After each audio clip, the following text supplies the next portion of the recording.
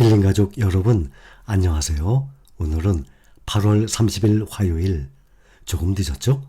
아침 8시 30분입니다. 새벽에 일어났다가 아직 좀 컨디션이 조금 안 좋습니다.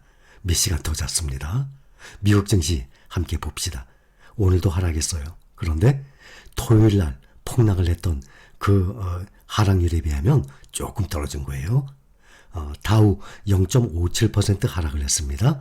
32,098이에요. 또 나스닥이 1.02% 하락, 12,017. 또 S&P 500이 0.67% 하락했습니다. 4030. 만약에 S&P 500이 4천선이 깨지게 되면 아마 하락폭이 좀 더 깊어질지 모르겠습니다. 한 4,950, 4,000 정도가 어느 정도 저항선 예상하면 될 것 같아요. 또 필라델피아 반도체가 더 많이 떨어졌습니다. 1.93%, 2744. 필라델피아 반도체가 토요일 새벽 마감했을 때는 무려 6% 가까이 5.81% 하락을 하고, 또 하락이 아니죠. 이 정도면 지수가 5.81이면 폭락입니다. 3% 이상만 하락해도 지수가, 개별 종목 말고 지수가 3% 이상만 떨어져도 그 정도면 폭락에 가까운 거예요. 나스닥이 토요일 날 무려 4% 가까이 폭락을 했지 않습니까? 그래서 6월 중순부터 부지런히 잘 올라오다가 지금 보면 8월 1일부터 한 달간 보면 지금 8월 30일이죠. 하루 모자른 것이지만 8월 30일까지로 한 달간 보면 S&P 500이 2.14% 하락을 했습니다. 8월 한 달 동안. 나스닥은 2.84%. 필라델피아 반도체가 가장 많이 떨어졌습니다. 어제 오늘만 해도 7.56%니까 이거 다 떨어진 것입니다. 8월의 상승폭을 모두 반납을 하고도 마이너스니까 한 달간의 하락률 보면 더 많이 하락을 한 것입니다. S&P 500 기준으로 보면 올해 1월 3일이 최고치였어요. 그때 대비 현재 S&P 500 지수가 16% 하락 중입니다.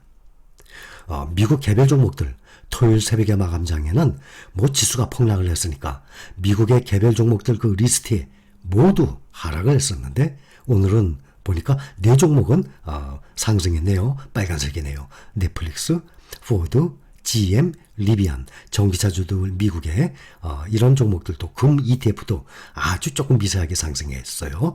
그리고 모두 하락을 했습니다. 애플, 테슬라, 엔비디아 다 떨어졌죠.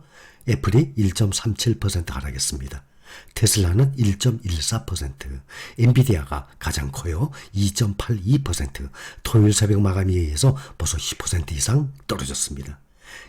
국내 개별 종목들, 개인들이 많이 투자하고 있죠. 이 세 가지 종목을 보면 미국의 지수처럼 8월 1일부터 한 달간 보면 애플이 0.08% 하락. 방어 잘했네요. 거의 안 떨어졌네요. 이 정도면. 테슬라가 4.19% 하락.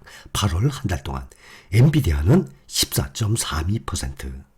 필라델피아 반도체 지수들 중에 월등히 크게 떨어져서 7.6%인데 필라델피아 반도체 지수의 2배로 하락을 했습니다. 엔비디아가 하락폭이 그렇게 커요. 그런데도 불구하고 5년간의 수익률을 보면 애플 4배, 테슬라 12배, 이렇게 많이 떨어졌던 엔비디아도 3.7배나 상승했어요. 그 밑에 타이거 나스닥 100. 제가 항상 보면 장기적인 이 수익률을 비교할 때 보면 대표적으로 타이거 미국 나스닥 100을 화면에 띄워서 함께 봅니다. 그 이유는 이 종목 외에는 비교할 종목이 없어요. 미국의 SPY, QQQ, SOXX 이러한 종목들은 20년 이상 오래됐기 때문에 확인하지만 우리가 현재 원화로 투자하는 이러한 종목들은 타이거 나스닥 100만 12년 가장 오래된 종목이기 때문에 대표적으로 이 종목을 보는 것입니다. 5년간 보면 타이거 나스닥 100, 147%, 100% 2배죠? 2.5배예요. 2.5배. 5년 동안 투자를 해서 2배가 아니라 2배도 넘는 1,000만 원 투자해서 2,500만 원, 1억을 투자해서 2억 5천만 원, 2배를 넘는 2.5배예요. 이거보다도 엔비디아, 테슬라, 애플이 수익률이 훨씬 높습니다. 나스닥 100 ETF의 5년 투자 기간 동안 2.5배, 2배로 봅시다. 깎아서. 2배로 재산이 늘어나도 대만족일 텐데 말이죠. 최근 저희 종목들, 우리 그 국내 종목들 보면 18개 종목 중에서 주가가 만약에 10,000원 이하로 떨어지면 정말 횟수 중에 가장 짧은 게 1년이죠. 그렇죠? 1년부터 시작하지 않습니까? 반년 뭐 이런 건 안 쳐주죠. 횟수 중에 가장 짧은 게 1년이에요. 적어도 1년 후만 보더라도 만약에 주가가 10,000원 이하로 떨어진다면 정말 싸게 사는 것입니다. 5년 후에 평균 2.5배가 아니라 2배만 예상을 한다고 해도 10,000원짜리 주가가 20,000원이 되는 건 아니겠습니까? 현재 우리가 최근 조회 종목들 보면 10,000원짜리 주가가 5년 후에는 2배, 20,000원이 된다는 얘기예요. 그래서 10,000원 이하로 떨어져. 예를 들어서 뭐 글로벌 럭셔리 벌써 16,000원대죠. 또 뭐 차이나 전기차 15,000원대죠. 이렇게 15,000원 넘어간 것들이 이러한 종목들 10,000원 이하 떨어지는 거 말씀드리는 게 아니라 근래에 새로 시작을 했어요. 또 필반나 같은 경우도 10,000원 이하로 또 떨어질 수 있습니다. 워낙 많이 지금 필라델피아 반도체들이 약세이기 때문에. 또 최근에 10,000원이 시작했던 종목들이 아직도 제대로 하락장에서 올라가질 못하고 있어요. 이러한 종목들은 9,000원대라 그러면 얼마든지 여유롭게 매수할 수 있습니다. 그런데 몇 달 후를 본다 그러면 매수하는 거 아닙니다.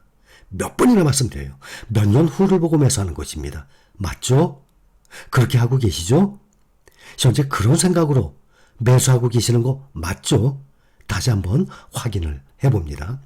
달러 환율 보니까 어제 1351원까지 넘어갔어요. 1350원을 넘어갔었는데 오늘 다시 한 2원 정도 한 떨어진 거로 나옵니다.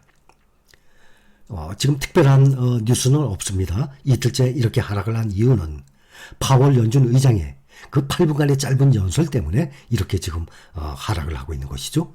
월가에서는 연준이 다음 달 FOMC 정례회의 9월 20일, 21일 우리나라 시간으로 22일쯤일 겁니다. 기준금리를 최소 0.75% 인상할 것이라는 전망이 우세합니다.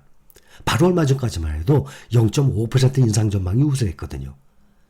시장에서는 연준이 9월 이 FOMC 회의에서 기준금리를 0.75%를 올릴 확률 전망이 무려 74.5%까지 올라갔어요.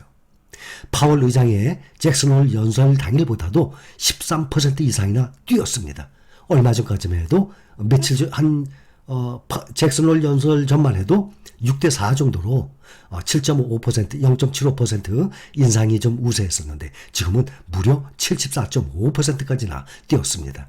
이 같은 전망이 짙어지면서 10년물 미국 국채 이 금리가 3.1%대로 올랐어요.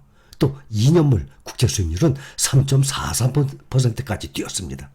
이 금리에 민감한 국내 2년물 금리가 15년 만에 지금 최고치를 경신을 했습니다. 2년물과 10년물 차이, 이 금리 스프레드가 역전 상태 지금 몇 달째 유지가 되고 있는 상태예요. 또 국제 유가 보면 공급 부족으로 그 우려에 조금 상승했습니다. 서부 텍사스 원유 WTI 가격은 전 거래일 대비 4.2% 넘게 오른 거네요. 지금 벌써 97달러까지 올랐어요. 얼마 전에 90달러 아래까지 떨어졌었죠. 지금 인플레이션 거기에 가장 큰 영향을 미치는 것이 주로 뭔가 하면 미국의 주택, 이 원유, 또 식료품, 좀 먹고 사는 식료품 이런 것들이 아주 큰 요인으로 작용을 하거든요. 지금 97달러, 또 100달러 넘어가는 건지 모르겠습니다. 지금 지난달 29일 이후에 이 국제 유가가 한 달 만에 최고치를 지금 경신한 상태입니다. 어제는 토요일날 새벽에 미국 증시 폭락 그 여파로 우리 종목들도 막 3, 4%씩 폭락을 하다시피 했죠.